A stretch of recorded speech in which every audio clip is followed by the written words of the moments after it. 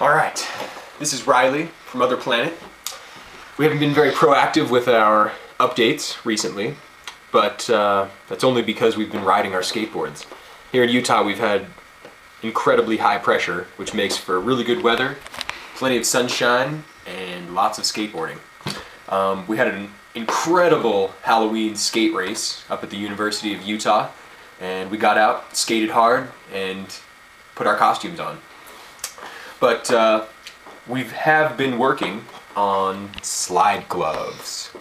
We've been looking for an economical way to make a near disposable skateboard glove that has all the features of a higher performance glove, but that's made to be trashed, abused, and ultimately used until there's nothing left. We've looked at a lot of different designs, we've dealt with a lot of different concepts, and we found that blowtorching plastic or Velcro or all the other stuff is just a hassle and doesn't quite get the results that we're looking for, nor is it easy to make lots of.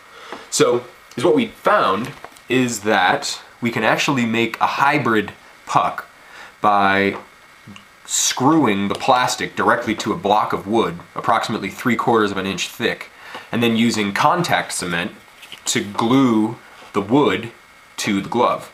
So essentially we're getting a high-rise puck with a really lightweight wood and a really thin, high-density polyethylene plastic puck that is easily attached to the glove, and once the plastic is worn out, it'll wear into the wood, but by the time you reach that point, these inexpensive split-hide work gloves are probably going to be worn out anyway. So it's nice being able to get your hand up away from the pavement so you're not having to lean over so far, have a large surface area to distribute your weight across, and have something that you're not worried about throwing at the pavement. So we've used two different materials here with the slide glove, not only for economics, but also because we found that the wood has a little bit more friction. It doesn't slide quite as easily as the plastic. And we found that to be somewhat beneficial when you're in a slide and you're trying to execute moves like 360s or pendulums, or basically just try to come to a stop faster. If you have a material that will slow you down a little bit. So obviously the wood is a good choice because it's expendable and it's easy to get to stick to the glove. But also, as you're doing a toe slide, you can grab a little bit of pavement and you can slow down your hands in relation to your feet, so you can either, execute a corner or a turn, or simply just slow your body down so that you can stand up easier. We've also spent a lot of time trying to figure out where the puck should be placed in relation to the palm of your hand.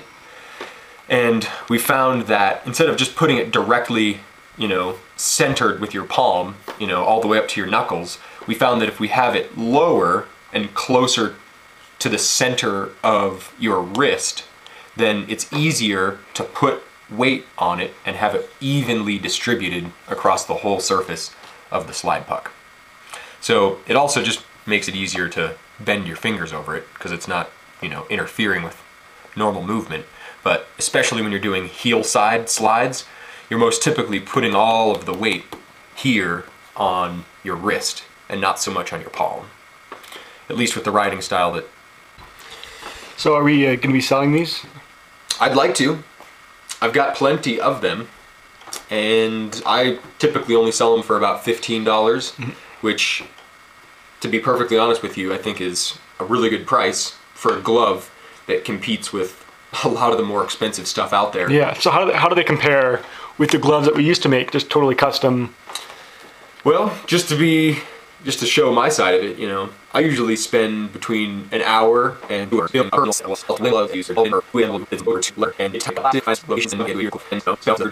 just for a good set of gloves and the right plastic.